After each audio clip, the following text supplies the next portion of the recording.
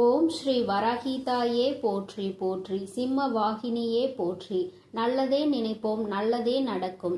சக்தி வராகியின் பிள்ளைகளுக்கு இந்த வராகி தாயின் ஆசீர்வாதம் என்றுமே முழுமையாக கிடைக்கும். வாக்கினை அல்லவா உனக்கு கொண்டு வந்திருக்கின்றேன்.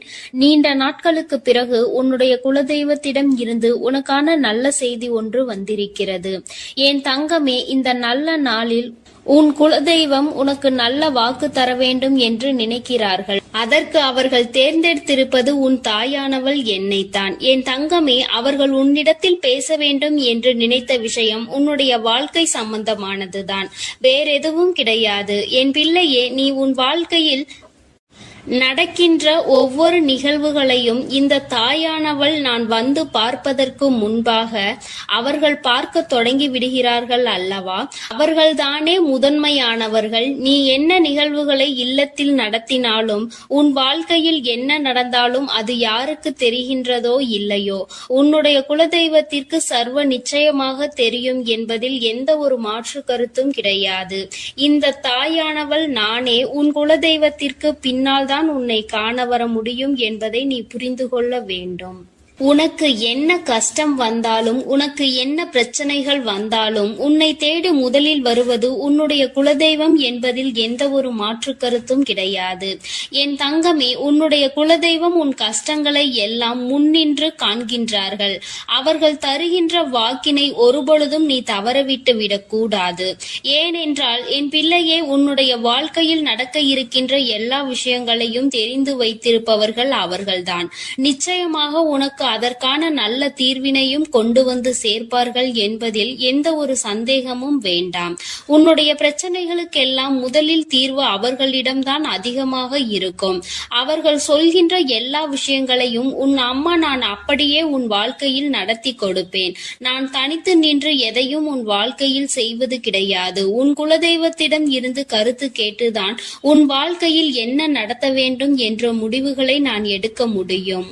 இது நாள் வரையிலும் உன் வாழ்க்கையில் நீ எத்தனையோ வேதனைகளை அனுபவித்திருப்பாய், எத்தனையோ கஷ்டங்களை கண்டிருக்கின்றாய், எத்தனையோ சோதனைகளையும் நீ கண்டிருக்கின்றாய்.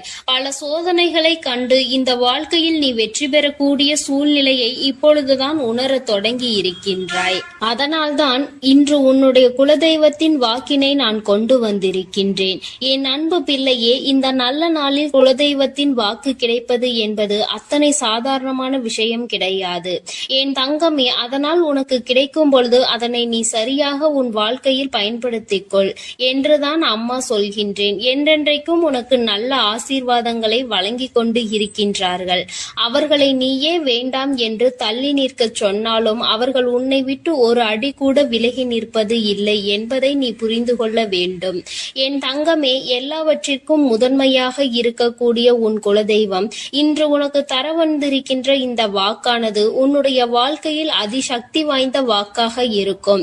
என் குழந்தையால் மறக்க முடியாத நல்ல வாக்காக இருக்கும். என் தங்கமே, நான் எப்பொழுதும் உன்னை தேடி வந்து உன்னோடு பேசிக் கொண்டிருப்பதை உன் குலதெய்வம் கண்டதினால்தான் என் மூலமாக உன்னிடத்தில் பேசுகிறார்கள். அதற்கும் என் பிள்ளைக்கு சந்தேகம் வரும் அல்லவா? குலதெய்வம் என்னிடத்தில் பேச வேண்டியதுதானே, எதற்காக உன் மூலமாக என்னிடத்தில் பேசுகிறார்கள் என்ற சந்தேகம் உனக்கு வரத்தானே செய்யும். என் தங்கமே, உன்னுடைய சந்தேகத்திற்கான பதிலை நான் இப்பொழுதே உன்னிடம் சொல்லிவிடுகின்றேன்.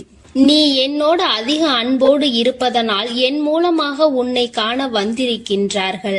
அப்படியானால் ஒரே நேரத்தில் உன்னுடைய குலதெய்வத்தையும் உன்னுடைய இஷ்ட தெய்வத்தையும் கண்டுவிட்ட பலன் உனக்கு கிடைத்து விடும் அல்லவா?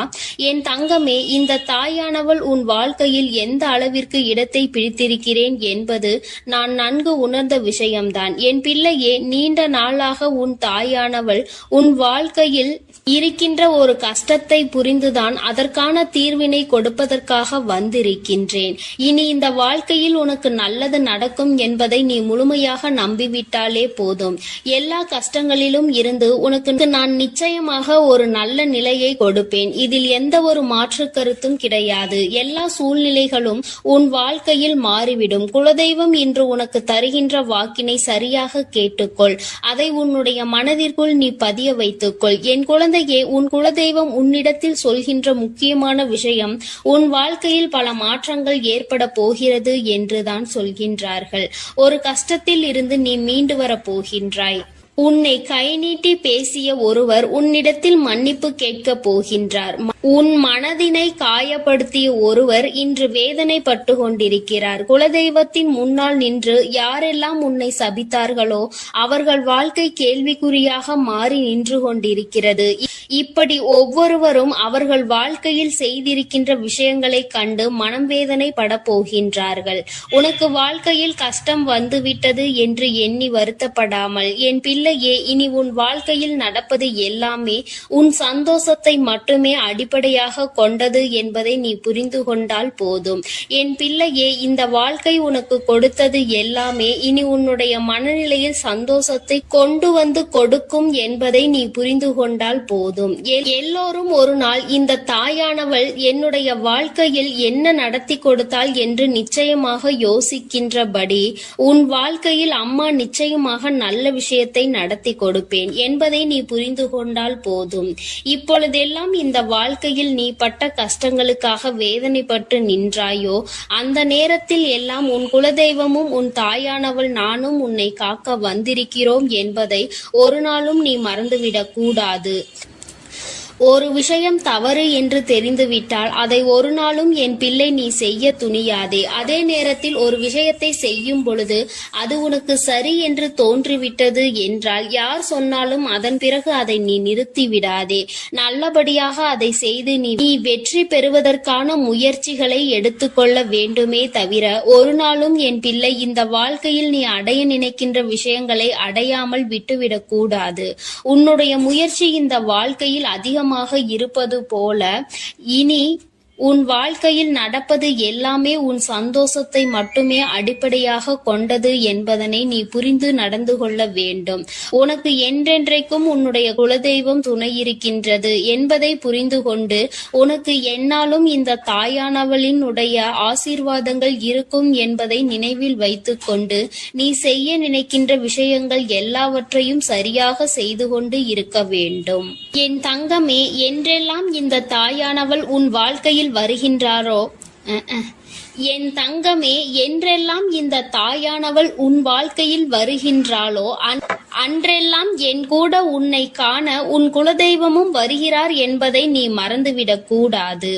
என் பிள்ளையே, எந்த விஷயங்களை உன் வாழ்க்கையில் செய்வதாக இருந்தாலும் நாங்கள் இருவரும் கலந்து ஆலோசித்துதான் உனக்கு செயல்படுத்துவோம் என்பதையும் நீ நினைவில் வைத்துக் கொள்ள வேண்டும்.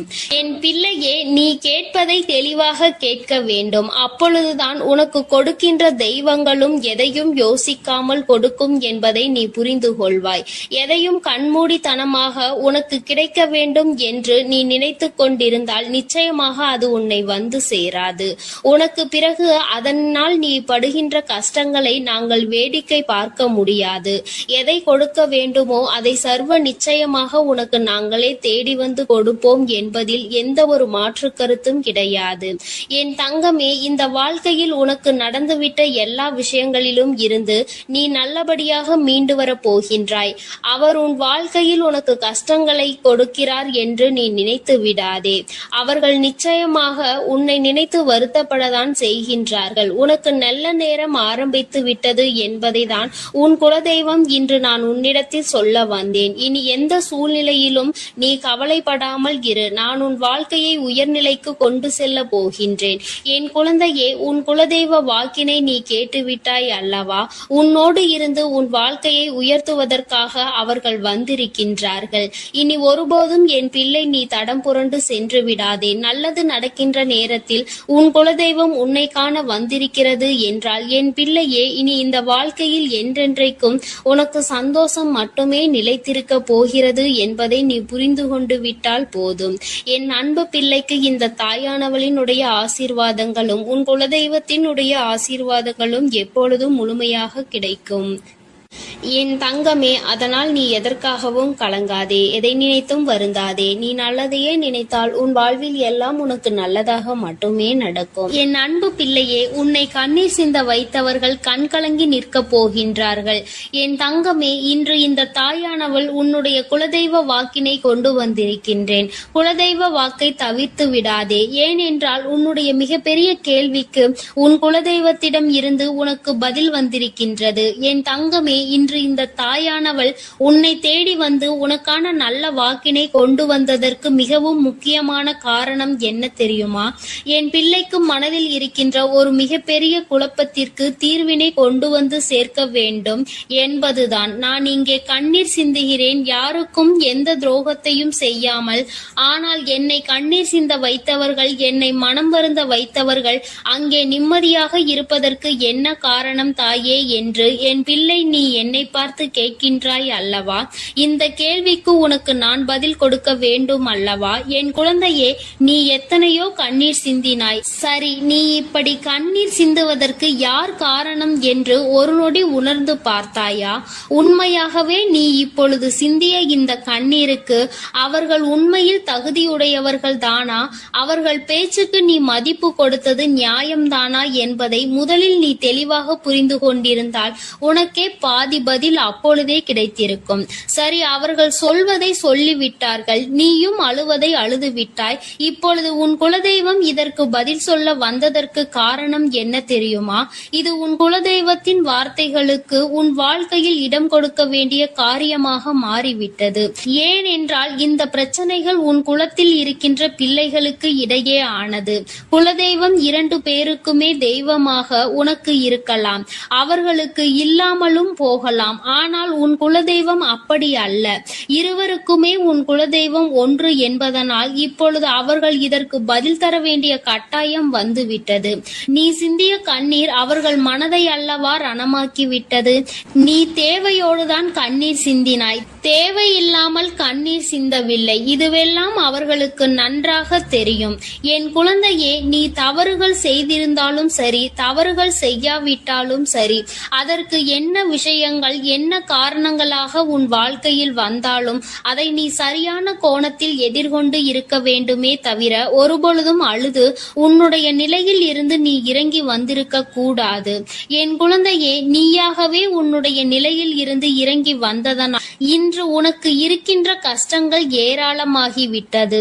நீ இந்த நிலையில் இருக்க வேண்டும் என்று எண்ணி அவர்கள் இந்த காரியங்களை செய்தார்கள்.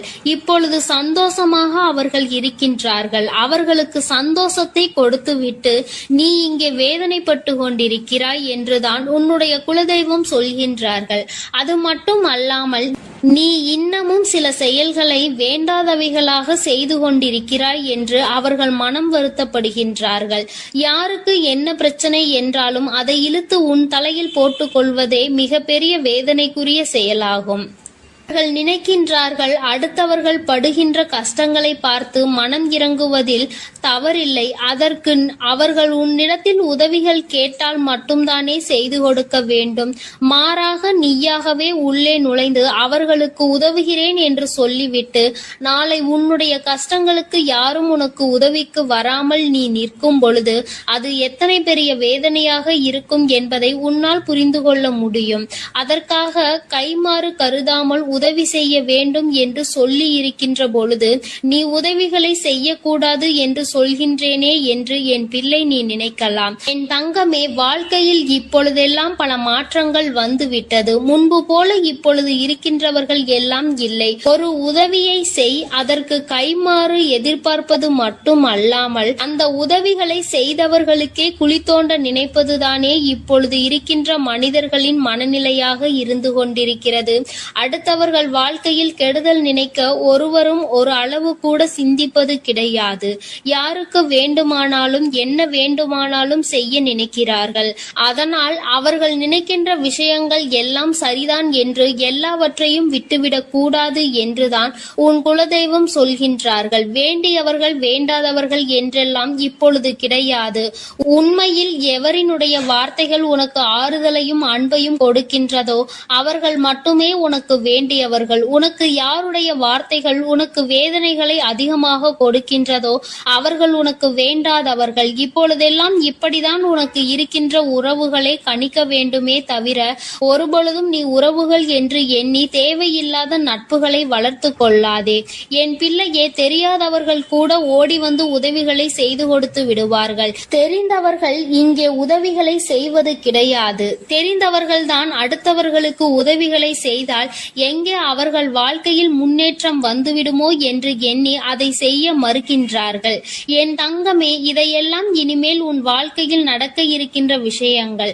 அதனை உனக்கு புரிய வைக்க வேண்டும். அதன் பிறகாவது என் பிள்ளை இந்த வாழ்க்கையில் என்ன நடந்து கொண்டிருக்கிறது என்பதை புரிந்து கொண்டு அதற்கு ஏற்றது போல நீ வாழவும் தொடங்கி விடுவாய். இனியும் இந்த சூழ்நிலைகள் இப்படியே இருக்கும் என்றால் நீ உன்னுடைய மனநிலையில் மாற்றங்களை கொண்டு வர வேண்டும்.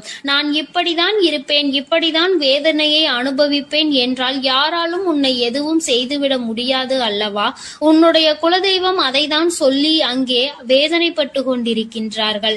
அதனால் என் குழந்தையே, இனி ஒருபொழுதும் இந்த வாழ்க்கையில் உனக்கு கிடைத்த கஷ்டங்களை எண்ணி வேதனைப்படாமல் இனி உன்னுடைய வாழ்க்கையில் உன்னை தூக்கி நடத்துகின்ற தெய்வமாக நான் இருப்பேன் என்பதை நீ மனதில் வைத்து கொண்டு உனக்கு செய்கின்ற விஷயங்களை எல்லாம் பார்த்து நீ கணக்கில் எடுத்துக்கொள்ள வேண்டாம். யாரை விட்டுவிட வேண்டும் என்பது உன்னுடைய கையில் தான் இருக்கிறது. எல்லாவற்றிற்கும் மேலாக இந்த வாழ்க்கை உனக்கு கொடுக்க நினைத்த சோதனைகளை எல்லாம் நீ கடந்து வந்து யார் உன்னை அள வைத்தார்களோ அவர்கள் முன்னிலையில் நீ வாழ்ந்து காட்ட வேண்டும். உன் குலதெய்வம் இன்னொன்றையும் சொல்லி இருக்கின்றார்கள். உன்னை கண்ணீர் சிந்த வைத்தவர்கள் அங்கே மிகுந்த மனவேதனைக்கு ஆளாகி நிற்க போகின்றார்கள்.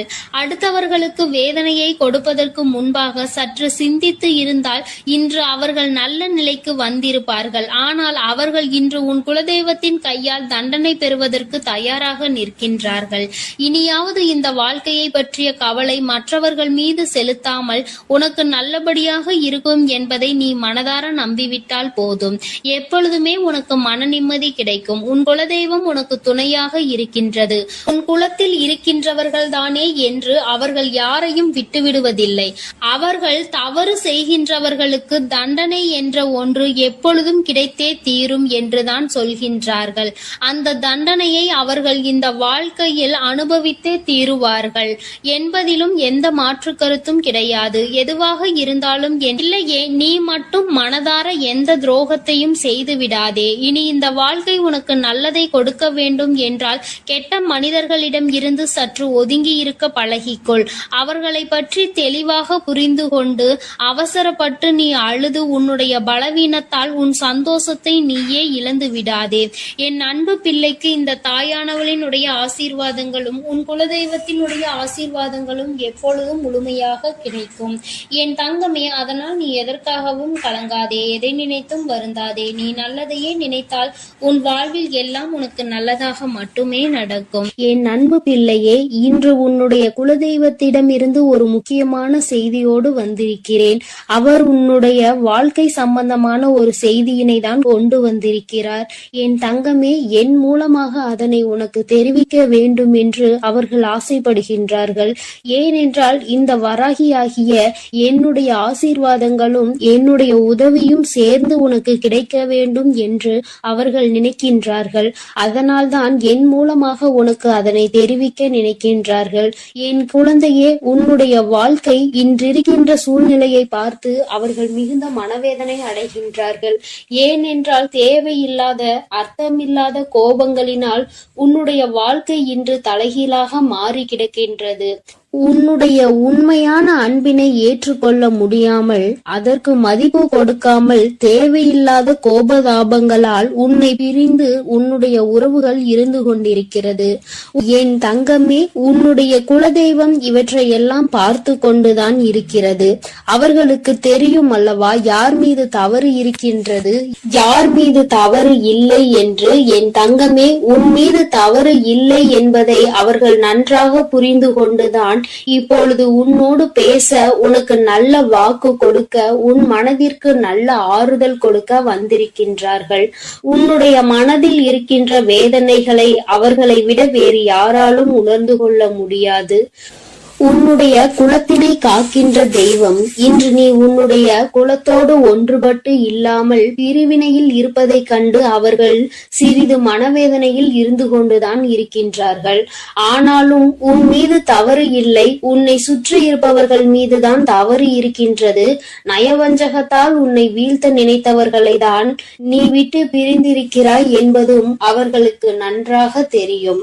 அதனால்தான் அந்த நயவஞ்சகர்களை விட்டுவிட்டு உன்னிடம் பேசுவதற்காக ஆசைப்படுகின்றார்கள். என் குழந்தையே, அவர்கள் சொன்னதை நான் உன்னிடம் சொல்கிறேன், கேள். என் பிள்ளையே, நீ உன்னுடைய வாழ்க்கையை நல்லபடியாக இந்த தாய் நான் உன்னுடைய குலதெய்வம் அமைத்து கொடுத்தபடி தான் வாழ வேண்டும் என்று ஆசைப்படுகின்றாய். ஆனால் உன்னை சுற்றி இருப்பவர்கள் உன்னை வாழ விடாமல் தடை செய்து கொண்டிருக்கின்றார்கள். நீ என்ன செய்தாலும் உனக்கு இடைஞ்சல்கள் தான் கொடுத்து கொண்டிருக்கின்றார்கள். அவர்கள் என்னை தான் வணங்குகிறார்கள். நான் அவர்களுக்கு நல்ல புத்தியை தான் கொடுத்தேன்.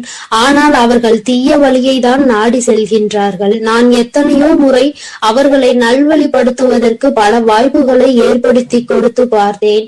ஆனாலும் அந்த வாய்ப்புகளை அவர்கள் சரியாக பயன்படுத்தி கொள்ளவில்லை. நீ என்ன சொல்வது, நான் என்ன கேட்பது என்பது போல நடந்து கொண்டிருக்கின்றார்கள். என் தங்கமே, உன்னுடைய குலதெய்வம் எனக்கே அவர்கள் இத்தனை மரியாதை தான் வைத்திருக்கிறார்கள் என்றால் உன்னை அவர்கள் எந்த அளவிற்கு நடத்துவார்கள் என்று எனக்கு புரிந்து கொள்ள முடிகிறது. அவர்களினுடைய மனநிலை, அவர்களினுடைய போக்கு எதுவும் உன் தாயானவள் எனக்கு பிடிக்கவில்லை. நான் அவர்களுக்கு கொடுத்த வாய்ப்பினை அவர்கள் தவற விட்டு விட்டார்கள். இனிமேல் நான் உன் குலத்தை காக்கின்ற தெய்வமான அவர்களுக்கான தண்டனையை நான் கொடுக்க வேண்டியதாக இருக்கின்றது. நான் சில தண்டனைகளை மறைமுகமாக கொடுத்து பார்த்தேன். ஆனால் அந்த தண்டனையை அவர்கள் கொஞ்சம் கூட மதிக்கவும் இல்லை. அந்த தவறுகளை திரும்ப திரும்ப செய்து கொண்டேதான் இருக்கின்றார்கள். அவர்கள் என்னவோ அவர்களுக்கு நடந்ததெல்லாம் ஒரு பெரிய விஷயமாக தெரியாதது போல நடந்து கொண்டு திரிகின்றார்கள். என் தங்கமே, நீ வேதனைப்படாதே. உன்னை சுற்றி உன்னை காயப்படுத்துபவர்களுக்கானது இனிமேல் அவர்கள் கைகளில் வந்து சேரும். நீ நன்றாக இருக்க மாட்டாய் என்று சொன்ன வாய் அவர்களே அழிக்க போகின்றார்கள். என் தங்கமே, நீ நினைக்கலாம் நம் குலதெய்வம் அவர்களுக்கு இது போன்ற வழிகளை செய்யக்கூடாது, அவர்களுக்கு இது போன்ற காயத்தினை ஏற்படுத்த கூடாது என்று நீ நினைக்கின்றாய். ஏனென்றால் உன்னுடைய மனது அத்தகைய நல்ல மனதல்லவா? எல்லோருக்குமே நல்லதை மட்டுமே செய்ய வேண்டும் என்று நினைத்தாய் அல்லவா? நீ நினைத்ததன் பலன்தான் இன்று அனுபவித்துக் கொண்டிருக்கிறாய். ஆனால் நீ நினைத்தது யாருக்காக என்பதை ஒரு முறை சிந்தித்திருக்க வேண்டும். நயவஞ்சக கூட்டம் சூழ்ச்சிகளினால் மற்றவர்களை வீழ்த்தி விடலாம் என்று நினைக்கின்ற கூட்டம் எத்தனை கஷ்டங்கள் எத்தனை சோதனைகளை கொடுத்தாலும் அதிலும் திருந்தாத கூட்டம். அவர்களுக்காக அல்லவா நீ உதவிகளை செய்ய நினைக்கின்றாய்? அவர்களுக்காகத்தானே இப்போது இறக்கப்படுகின்றாய்? நீ செய்த நன்றியை ஒரு சிறிதளவு கூட மதிக்காதவர்கள் நீ செய்த உதவியை ஒரு சிறு துளியேனும் மதிக்காமல் உனக்கு ஒரு சிறு துளி கூட நன்றி என்கின்ற உணர்வினை காட்டாமல் இருக்கின்றார்கள். எத்தனை செய்தாலும் இனியும் அவர்களுக்கு அந்த நன்றி இருக்க போவதில்லை. எதிர்பார்ப்பதும் தவறான விஷயம். ஏனென்றால் அவர்களுக்கு மனித குணம் என்பது இல்லாமல் போய்விட்டது. அவர்கள் தீய சக்தியின் பிடியில் இருந்து கொண்டிருக்கின்றார்கள்.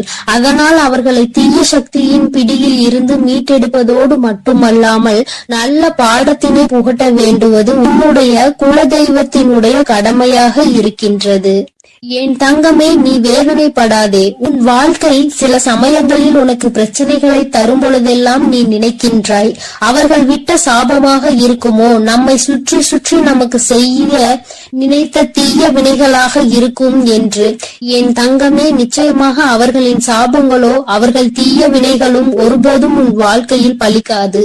இதுவரை பலிக்கவும் இல்லை. உன்னுடைய வாழ்க்கையில் நடந்து கொண்டிருக்கின்ற பிரச்சனைகளுக்கு உன்னோடு இருப்பவர்களே காரணமாக இருக்கின்றார்கள். அர்த்தமற்ற கோபங்கள், தேவையில்லாமல் மற்றவர்களின் பேச்சை கேட்பது, இது போன்ற செயல்களால் உன்னுடைய உண்மையான அன்பினை வெறுத்து ஒதுக்கி இப்பொழுது வாழ வழியில்லாமல் தவித்து நின்று கொண்டிருக்கிறார்கள். உன்னை பிரிந்தவர்கள் நன்றாக இருக்கின்றார்கள் என்று நீ ஒருபோதும் எண்ணி விடாதே. நான் என் குழந்தையை வேதனைப்படுத்தியவர்களுக்கு நிச்சயமாக சந்தோஷத்தினை ஒருபோதும் வழங்கிவிட மாட்டேன். அது எத்தனை பெரிய தவறு என்பதை அவர்கள் நிச்சயமாக உணரும் வரை இந்த தாயானவள் அவர்களுக்கு பாடத்தினை புகட்டிக் கொண்டுதான் இருப்பேன். என் குழந்தையே, உன்னுடைய குலதெய்வமான நான் இனிமேல் உன் வாழ்க்கையில் நடக்கின்ற பல நல்ல நிகழ்வுகளுக்கு பொறுப்பெடுத்துக் கொள்கிறேன். நீ சந்தோஷமான மனநிலைக்கு மாற போகின்றாய். உனக்கு தீங்கு செய்ய நினைத்தவர்கள் அதற்கான பலனை அனுபவிக்க போகின்றார்கள். உன்னை விட்டு பிரிந்த வாழ்க்கை மீண்டும் உன்னிடமே வந்து சேர போகின்றது.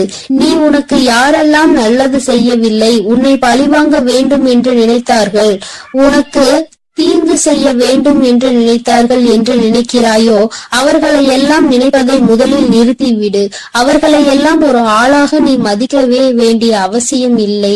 உன் முன்னால் வந்து நின்றால் கூட யாரோ என்று கடந்து சென்று கொண்டே இரு. ஒருபோதும் அவர்களினுடைய உறவை நீ ஒட்டிக்கொள்ள வேண்டும் என்று நினைக்க தேவையில்லை. இந்த உறவு உன் வாழ்க்கை முழுவதும் தொடரப்போவதும் இல்லை. நிச்சயமாக ஏதாவது ஒரு இக்கட்டான கட்டத்தில் உன்னை யாரென்று தெரியாதது போல நடந்து கொள்வார்கள். நிறைய அதற்கான வாய்ப்புகள் இருக்கின்றது. இன்றிருக்கின்ற மனிதர்களின் மனநிலை எல்லாம் அப்படிதான் இருக்கிறது. எல்லாம் தனக்கு மட்டும்தான், வேறு யாருக்கும் எதுவும் கொடுக்க கூடாது என்ற எண்ணம் அவர்களுக்குள் இருக்கும் வரை அவர்கள் வாழ்க்கையில் ஒருபோதும் எந்த ஒரு முன்னேற்றத்தையும் கண்டுவிட முடியாது. என் குழந்தைகளை நான் என்னுடைய குடும்பம் ஒற்றுமையாக இருக்க வேண்டும் என்றுதான் ஆசைப்பட்டேன். ஆனால் அதில் இது போன்ற நயவஞ்சகர்கள் இருக்கும் பொழுது நானே ஒற்றுமையாக இருப்பதே எப்படி என்று யோசிக்க ஆரம்பித்து விட்டேன். இது போன்ற நயவஞ்சகர்களின் பிடியில் என்னுடைய குழந்தை சிக்காமல் இருப்பதே நல்லது என்பதை உணர்ந்து கொண்டேன். எனக்கு என்ன கஷ்டம் வந்தாலும் என்னுடைய குலதெய்வம் என்னை கைவிடாது, என்னை நிச்சயமாக காப்பாற்றும் என்று நீ நல்ல எண்ணத்தோடு நினைக்கின்றாய் அல்லவா? நிச்சயமாக உன்னை ஒருபோதும் நான் கைவிட மாட்டேன்.